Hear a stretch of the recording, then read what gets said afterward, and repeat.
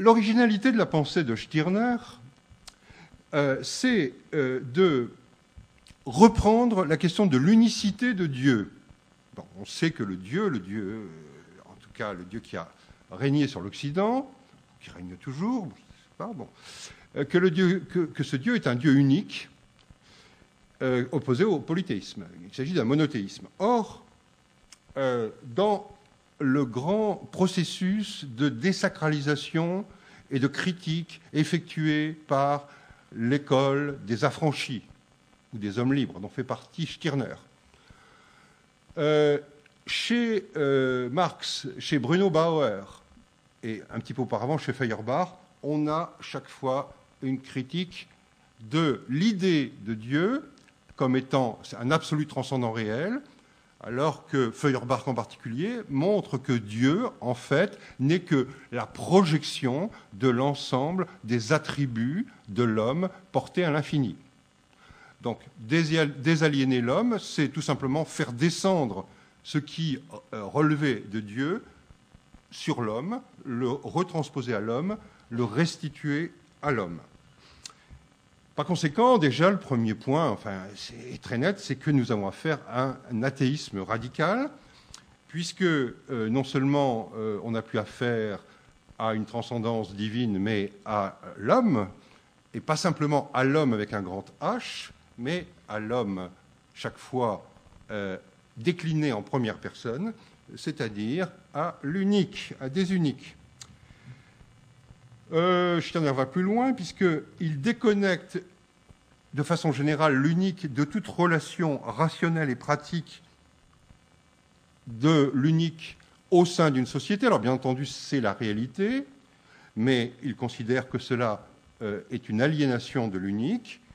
et par conséquent, l'unique ne saurait être référé à une règle commune ou à un dénominateur commun qui l'obligerait à rentrer en rapport nécessaire avec ses semblables, et en tant que tel, il rompt aussi avec l'esprit des Lumières, même avec l'esprit des Lumières athées. Il pose la radicale autosuffisance ontologique et pratique, c'est-à-dire dans l'ordre de l'action, de l'individu, conçu à la fois comme principe fondamental ou comme existant particulier. Cette pensée s'applique à deux niveaux, à la fois comme principe et affirmation de l'autosuffisance du moi, tout ce qui venant empiéter sur lui étant considéré comme une aliénation, on verra comment il la nomme, et d'autre part, une dimension, cette fois-ci active et même flamboyante, qui est celle de la revendication et de la révolte au nom de ce principe, révolte contre tous les principes, quels qu'ils soient, d'abord le principe théologique, on l'a vu, le principe rationnel, la raison universelle, le principe moral, une conscience morale, ou un sens commun, ou un sentiment moral qui serait le même en tous, et de façon générale, la critique, je l'ai tout à l'heure suggéré, de toutes les médiations. Et par conséquent, la maxime que chacun va reconnaître facilement, la maxime de Stirner, c'est ni Dieu, ni maître, ni règle. Alors voyons la question du solipsisme, que j'appellerais, si vous voulez, l'apparent solipsisme de Stirner. Rappel sur le solipsisme, solus ipse, être seul en soi-même, être seul par soi-même, exister par soi-même. Le solipsisme est l'attitude consistant non seulement à subordonner l'existence du monde extérieur, et donc les autres,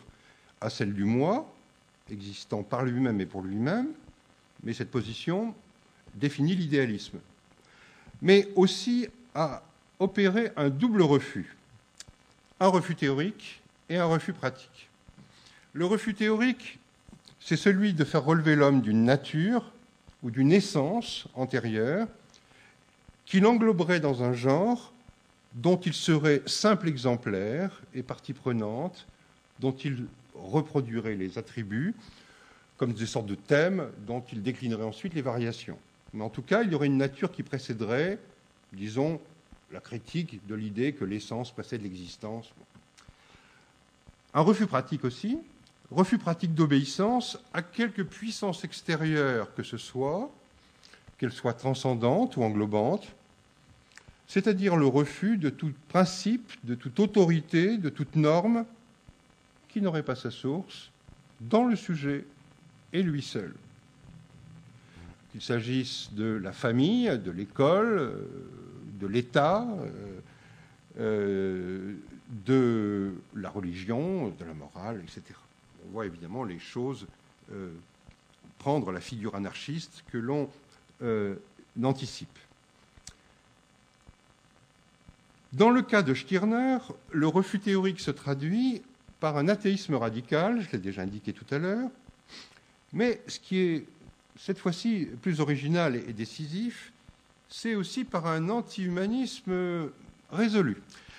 Ou en tout cas,